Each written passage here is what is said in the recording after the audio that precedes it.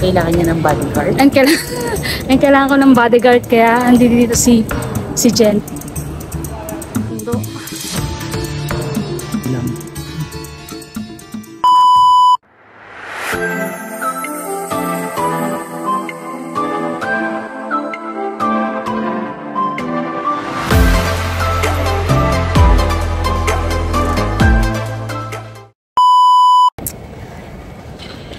Hi everyone! Yeah, so nandito kami ngayon sa Changi Terminal 3 dito sa Singapore. Ayan. So actually meron akong business trip going to Bangalore sa India. And kailangan niya ng bodyguard. And kailangan ko ng bodyguard kaya andito dito si Jen. Pero thank you sa pagsama sa akin kasi ayoko sa totoo niyan ayoko talagang umalis na mag-isa papunta ng ng India. First time ko kasi napupunta ng India. So parang medyo natatakot lang ako ganyan. Kaya yun sabi ko, pwede mo ba akong samahan sa India kasi may business trip ako doon dahil may project. So ayun, buti na lang sinamahan niya ako. So right now nandito na kami ngayon sa SQ, Singapore Airline. Ayan. Makikita niyo dito. Yan. So, mag-check-in na muna kami. And then, after namin mag-check-in, syempre, papunta na rin kami ng immigration. So, babalikan namin kayo ulit mamaya.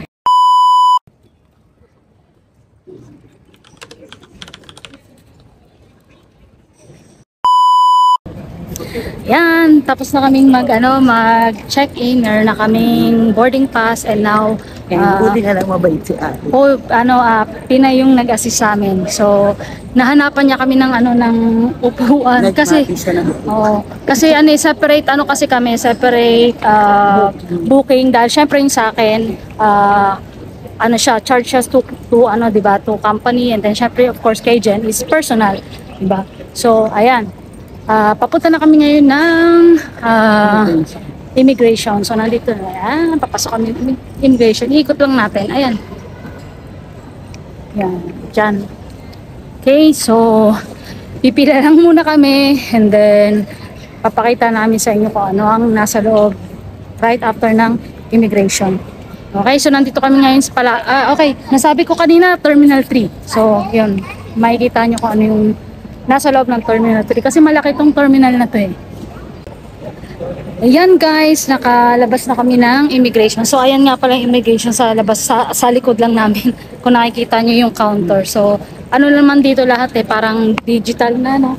Or ano ba tawag doon? Kumbaga sa na siya, automated machine na lang ang nag-a-assist sa inyo. So ayan, nakapasok na kami dito and medyo marami yung tao guys kasi Friday, alam nyo na syempre over the weekend, so marami siguro nag-uuwian or namamasyal ganyan. So ayan, mamaya papakita namin sa inyo yung next na namin na pupuntahan dito sa loob na ng airport. So let's see kung pag-uusapan namin kung papasok ba kami ng lounge or mag-stay na lang kami dito or mag-iikot-ikot na lang kami kasi malaki. Malaki naman yung place at saka medyo baka maaga-aga yung namin yung pag-boarding. So, ayun. Okay? Yan. So, nagpapapalit pala kami ng pera para meron kaming magamit doon. Syempre, mahirap na yung mag-withdraw dun sa mga ATM doon siguro kasi hindi naman namin sure yung hindi kami sure sa mga lugar ba ganyan. So ayan, palit na kami ng pera. Alright, so tapos na kaming magpapalit ng pera. So siguro ihi muna tayo, Missy. Doon na lang. Sige, doon na lang kami kasi malaki itong lugar natin. Pag-isipan namin kung mag-lounge kami or dito na lang kami. Kasi na rin eh, magsi-6 eh, yung namin is parang almost 7 lang din, magbo-boarding na kami. So, no point, diba? Kaya, ikot na lang siguro kami dito. Tingin-tingin sa Gedli, ganyan. Okay, so mamaya mag-video ako dito para para makita nyo kung ano naman yung nasa loob ng Terminal 3. Kasi most of the time palagi akong Terminal 2 at saka Terminal 4.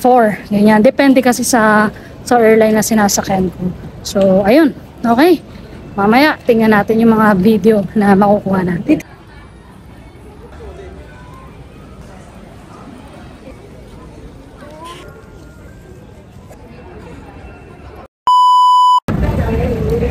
Ayan, so nandito na tayo ngayon sa aming boarding gate.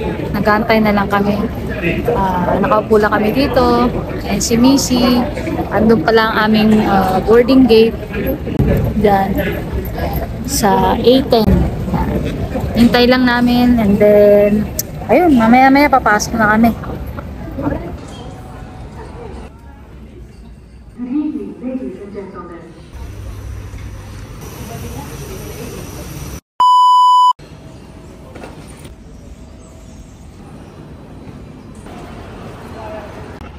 Andito kami sa parking lot ngayon. Ayun yung driver namin. Kinukuha lang yung sasakyan. Tapos, yan. Waiting lang kami dito. Nakalabas na kami ng airport. Ayan na yung ano namin. Sundo. Papunta ng hotel. Yung hotel na first hotel na pupuntahan namin is yun yung pag-i-stayan lang namin for few days kasi lilipat din kami sa Shangri-La ng 25 dahil doon ako nakabook talaga sa office. Okay, pasok na kami dito sa loob. Yan.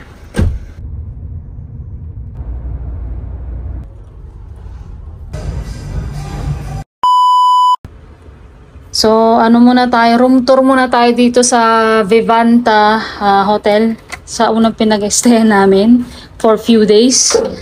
So, ayan, pagpasok mo actually ng pinto, dito sa kaliwang side nila, ayan na yung toilet. So, the usual thing na makikita mo sa toilet, syempre, di ba? O, ayan. Then, yan, nandito yung lagayan ng mga maleta. Tapos pagpasok mo, may cabinet sila rito. Anong meron dito? Nandito yung mga cup. Ayan. Tapos, yan, meron pa yan. Ano ito? Okay, mga drinks. So, ayan. Consider ba to as, water bottle? Or, natin. okay. Safe yan, Mm-hmm. Okay, so, ayan yung kama. 3 pala yung water bottle. Tapos yan, may isang upuan. Tapos may working table. Tapos yan ito na yung yung TV. Ayan si Missy. So yan, dito muna kami for 3 days. And then after 3 days, ta-transfer kami sa Shangri-La. Okay.